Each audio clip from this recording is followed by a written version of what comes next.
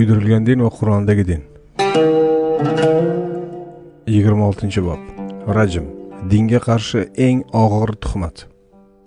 Mazhabchi dinning eng haddan oshgan nuqtalaridan va Qur'ondagi dinga qarshi uydirgani eng og'ir tuhmatlardan biri rajm. Bu bo'limda rajm jazosini ko'rib chiqamiz. Rajm uydirmasidan ko'zlangan maqsad Qur'on oyatini bekor qilish bo'lgan va Allohning insoniyatga ato etgan buyuk ne'mati va rahmati bo'lmish dinga rajm jazosini, ya'ni insonni toshbo'ron qilib qatl etish kabi vahshiylikni ilova qilish bo'lgan. Yanada qo'rqinchli jihati shundaki, rivoyat va mazhab dini mansublari bu rajmni, bu vahshiylikni oqlash uchun Qur'onni noqis deyishga, go'yo aslida rajm oyati bor bo'lgan-u, echki yeb ketib yo'qolib qolgan deyish darajasigacha borib yetishgan. Ushbu bobni o'qirkan, qadrli o'quvchi, sizdan bir iltimosimiz bor. Shuni aslo unutmangki, Qur'onga ilova qilingan rajm jazosini mazhablarning barchasi, ham sunniy ham shia yoqlaydi. Ya'ni qator harom yeguliklarni, erkakka oltin va ipakni harom, boshni o'rashni farz, yuzni berkitishni farz, musiqa tinglashni harom, rasm chizishni harom yoki namozda yoki hajda qator farzlar va haromlar qabul etib bir-biri bilan ixtilofga tushgan mazhablar rajmni, ya'ni bir insonni toshbo'ron qilib qatl etishni istisnosiz ittifoq bilan qabul etadi va Allohning dini deya bor kuchi bilan himoya qiladi. Agar rajmni uydirma ekanini va to'qilgan hadislarga asoslanganini va shu bois dinda manba bo'la olmasligini tushuna olsak, bu mazhablar qanchalik xato yo'lda ekanini ham aniq ravshan anglab yetamiz. Agar bu mazhablarning xatosi anglashilsa, Qur'onda bo'lmagan qator yana ko'p haromlar dinda yo'q ekani, aksincha tamoman uydirma hadislar va bu hadislarga tayanib chiqarilgan mazhab fatvolari orqali dinimizga tiqishtirilgani ham fosh bo'ladi. Shu ma'noda rajm uydirmasini fosh etish mazhablar adashuv ekani hamda hadis kitoblari haq yo'ldan adashtiruvchi ekanini eng yaqqol namoyish etuvchi bir o'rnakdir. Chunki Buxoriy, Muslim, Abu Dovud, Ahmad ibn Moja kabi mashhur hadis kitoblarining barchasi rajmni himoya qiladi. Boz ustiga rajm uydirmasini tasdiqlash uchun Qur'onni noqis deyish, rajm haqida alohida oyat bor ekani, ammo to uni echki yeb ketmaguncha Qur'onda mavjud ekanini iddao etishdan ham tap tortishmaydi. Avvalo shuni bilmog'imiz kerakki, Qur'onda zinoning jazosi to'liq va batafsil belgilab qo'yilgan. Qur'onda ochiq hukmi kelgan bir masalada Qur'on hukmiga teskari bir hukm chiqarish mazhabchi va rivoyatchi dinining xatarlariga yana bir misoldir. Nur surasi 2-oyat.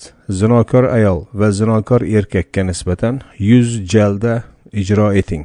Allohga va oxirat kuniga ishonsangiz, Allohning dinida ularga nisbatan achinish tuyg'usi sizni tutib qolmasin. Mu'minlardan bir guruh ularning jazolariga guvoh bo'lsin. Oyatda zinoning jazosi 100 jalda deyilgan. Arabchada jalda kalimasi urganda terini og'ritadigan bir tayoq ma'nosini beradi. Bu jazo uchun arabchadagi boshqa so'zlar ishlatilmagan. Hamda bu jazoning ijro etilishiga bir guruh mu'minlar guvoh bo'lib turishi talab etilgan. Shu bilan zinokorning jonini og'ritishdan ko'ra ko'proq ko'pchilik oldida fosh qilish maqsad qilingani tushunarli bo'ladi. Qur'onga ko'ra zino sodir etilganini isbotlash uchun 4 ta guvoh kerak. Islomda xususiy mulk daxlsiz ekani inobatga olinsa, aslida yashirin zino qiluvchilarni 4 kishi ayni paytda, aynan jinsiy aloqa paytida ko'rishi o'ta nodir bir holat. Shu bois oshkora jalda jazosi aslida zinoni tijorat holiga keltiruvchi islohotxonalarni yo'qotuvchi bir ijrodir. Alloh taolo bu ijro uchun ham Allohning dinida ularga achinish tuyg'usi sizni tutmasin demoqda.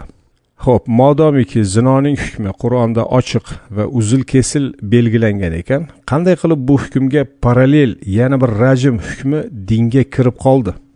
Hatto bir oyat oldin Nur surasining 1-oyatida bu sura oyatlari farz va ochiq ravshan ekani ta'kidlab qo'yilgan bo'lsa, bo'lib ham kalimotlari bitmas tuganmas, Luqmon surasi 27-oyatga ko'ra.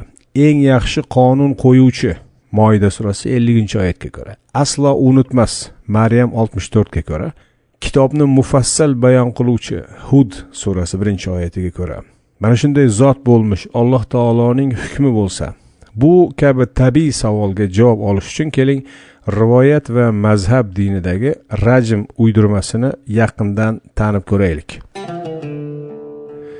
Qur'on oyatini echki yeb ketdi.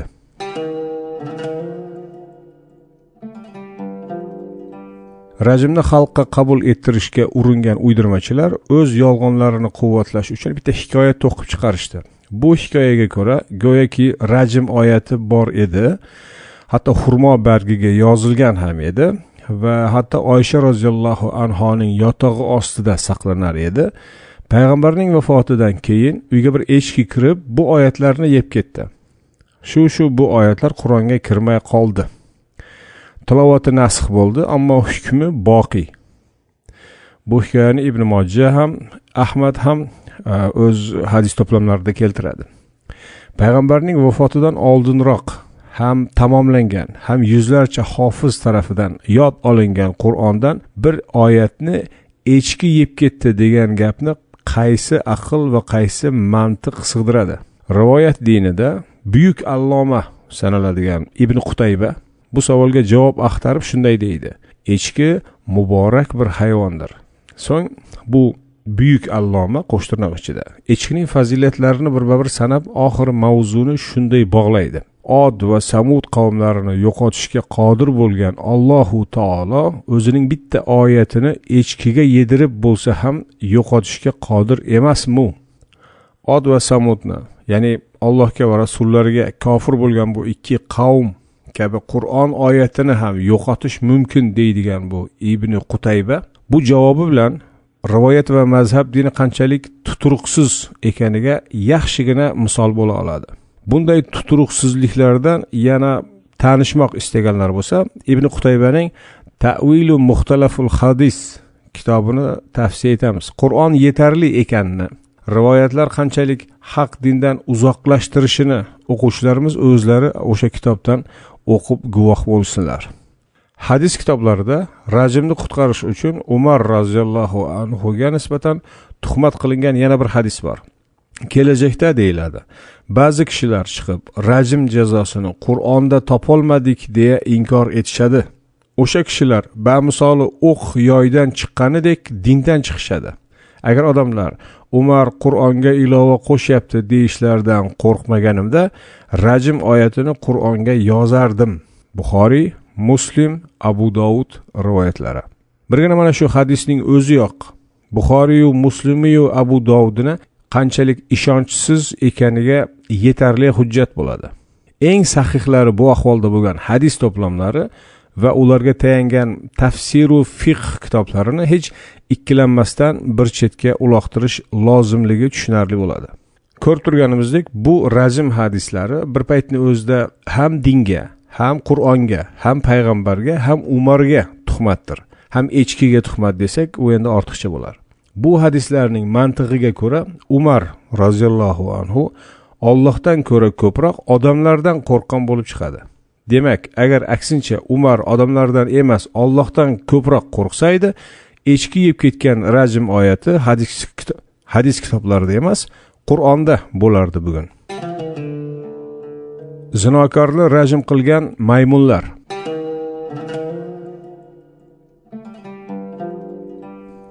Uydirmalar bu bilan tugamaydi.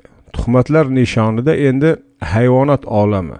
Maymunlar o'z oralarida zinokor maymunni rajm qilib o'ldirgani, sahobalardan biri esa bu toshbo'ronga guvoh bo'lgani va hatto rajmni qo'llab o'zi ham bir tosh olib otgani haqidagi rivoyat eng sahih hadis kitoblariga kiritilgan.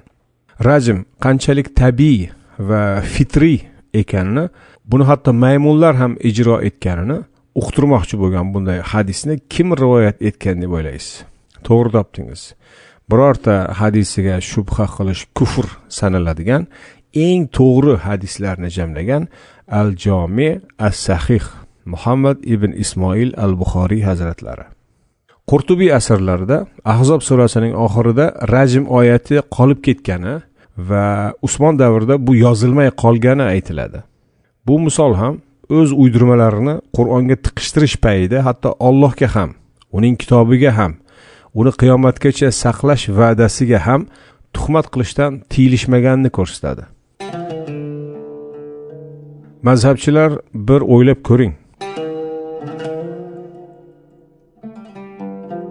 Ko'rib turganimizdek, birgina shu rajm jazosini Allohning diniga tiqish uchun son-sanoqsiz ziddiyatlarga to'la, mantiqsiz va chalkash izohlarni uydirishgan. Hatto Qur'onda ochiq amr qilingan Nur surasining 2-oyatini ham bekor qilishmoqchi bo'lishgan. E'tibor bersangiz, bitta rivoyatda Umar davrida Qur'onda rajm yo'q edi deyilsa, boshqa bir rivoyatda Usmon davrida Qur'onga yozilmay qolgan deyilmoqda. Boshqa bir rivoyatda esa oyat echki sababli yo'qolib qolgan.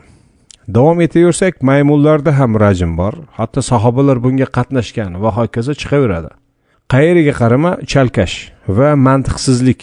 Bu masaladagi hukmlari misolida shuni ko'ramizki, rivoyat va mazhab dini ijodkorlari do'ppi-tor kelib qolganda Qur'onga qarshi tuhmat ham qilavergan. Shunday bo'lsa-da, rivoyat dini aqidasiga ko'ra hadislar ham xuddi Qur'on kabi vahiy va din manbai. Buni inkor etgan kofir bo'ladi. Buning ma'nosi shuki, mabodo sharoitlar o'zgarib, hukm va jazo imkonlari qo'lga kirgudek bo'lsa, rajm jazosi nazariy emas, amaliy tus oladi va insonlarni toshbo'ron qilib qatl etish boshlanadi va buni Allohning dini deya butun olamga namoyish etiladi. IShID jinoyatlari bu aqidaning eng so'nggi va hayotiy misoli xolos. Bir tarafdan Qur'on Alloh tarafidan himoyalangan va bugungacha to'liq yetib kelgan deyshadi. Boshqa tarafdan esa bunga tamoman teskari va o'zaro ixtilofli va chalkash hadis kitoblarini ham vahiy sanab, ularni ham din manbai deyshadi. Rivoyat dini mansublarida bu aslo savol uyg'otmaydi. Ularning aksariyati o'z dinlariga bunchalik loqayd va beparvo ekani albatta achinarli holat.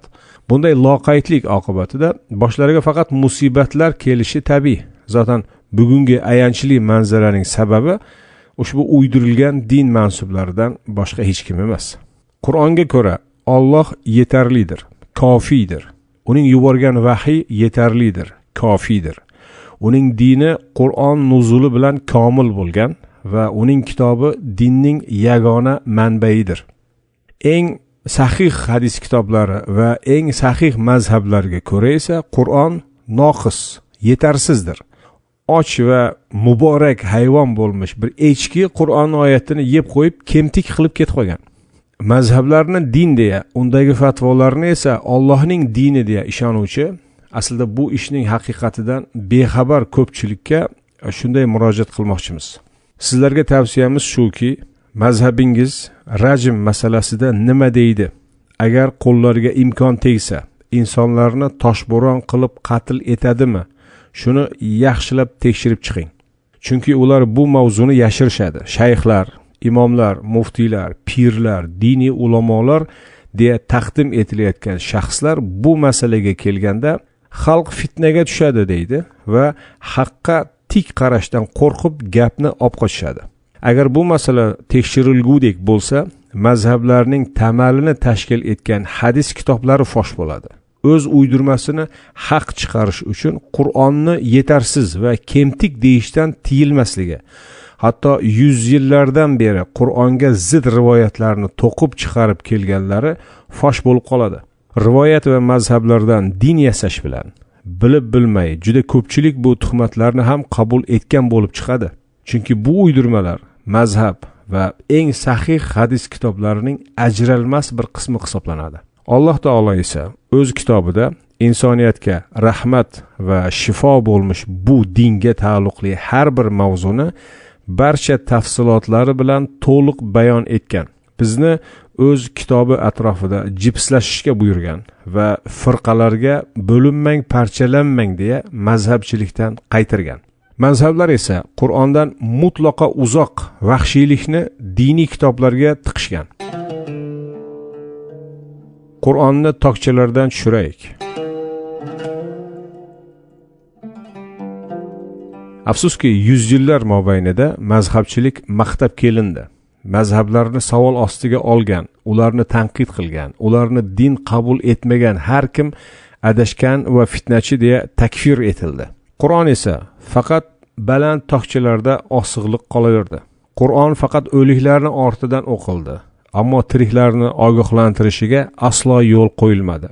Bunga yo'l qo'ymagan mazhabchilar dinni faqat shayxlarimiz, ya'ni 4-5 kishi anglay oladi deyishdi. Qolgan millionlar esa o'sha shayxlardan, o'sha kitoblaridan o'rganishi kerak deya ishontirildi. Allohning dinini Allohning kitobidan anglash kabi pok bir niyatga jur'at etganlarni esa aslo anglay olmaysan. Mabodo xato qilib qo'ysang, seni Qur'on urib qo'yadi, tamom bo'lasan deya qo'rqitishdi. Shunday ekan, bunga hojat yo'q. Zero mazhab imomlari shundoq ham dinni to'liq anglatib ketishgan. Bizga qolgani faqat ularga ergashib amal qilish. Bu din emas. Bu bir aldov edi.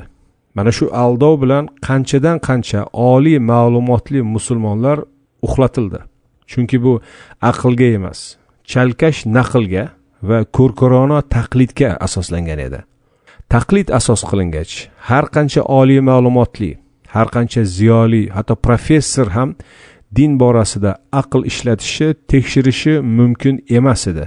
Hatto eng absurd e'tiqodlarga ham ko'rkorona ishonishga majbur va mahkum edi. Boshqacha qilib aytganda, mulla qarshisida g'irt johilga aylanar edi.